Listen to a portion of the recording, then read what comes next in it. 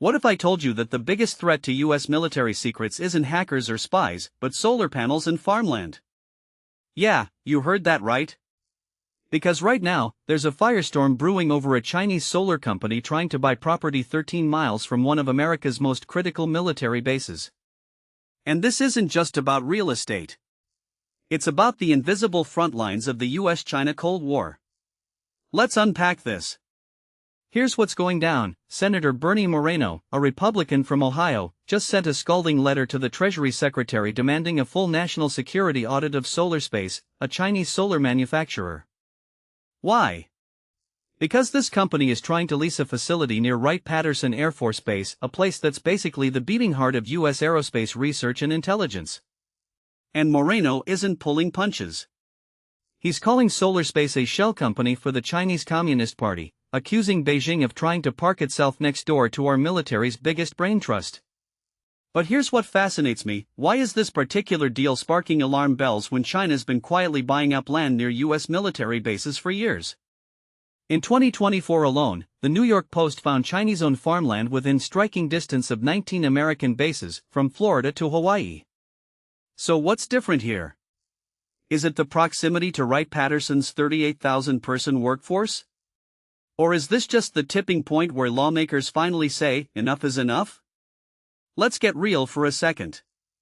When a foreign power buys land near a military installation, it's not just about watching from afar. This could mean surveillance, data interception, or even economic leverage down the line.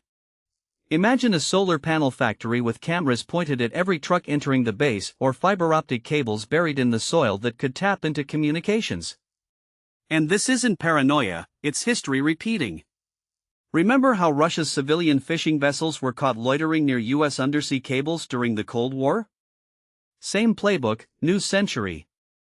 Now, Senator Tim Scott tried to fix this in 2025 with a bill to block foreign land purchases near sensitive sites. But here's the kicker: it's still stuck in committee. Why? Because America's addicted to foreign investment. We want to slam the door on China, but we're terrified of slamming the door on jobs and cheap energy tech. SolarSpace makes solar cells, something the US desperately needs to build its green energy future. So how do you separate economic pragmatism from national security paranoia? That's the tightrope walk here.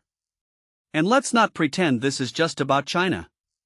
The US has done the exact same thing for decades, buying real estate near foreign military sites, embedding businesses as fronts for intelligence gathering. Hypocrisy? Maybe. But that's the brutal logic of geopolitics. The difference now is that China isn't just a rival, it's a peer competitor with a 50-year master plan to dominate industries like renewable energy. So when SolarSpace shows up with cash, it's not just a company. It's a piece on the board in a game where the US is scrambling to defend its edges. Here's what keeps me up at night: this isn't a one-off scandal. It's a symptom of a broken system where national security reviews like CFIUS are playing whack-a-mole with Chinese investments. Treasury Secretary Bessent might chair that committee, but how do you even audit a company's true ownership when shell games are the whole point? And if we're honest, the US has no grand strategy to compete with China's patient, chess master approach to global influence. We're reacting to wildfires while Beijing's laying the kindling. So what's the answer? Stricter laws? Economic decoupling? A new Marshall Plan for domestic solar manufacturing? I don't know. But what I do know is this: the next Cold War isn't going to be fought with nukes or even tariffs. It's going to be fought in boardrooms, zoning meetings, and the quiet corners of rural Ohio. And if we're not careful, the US might wake up one day and realize China's already moved in next door. What do you think? Is this paranoia or a wake-up call? Drop your thoughts below.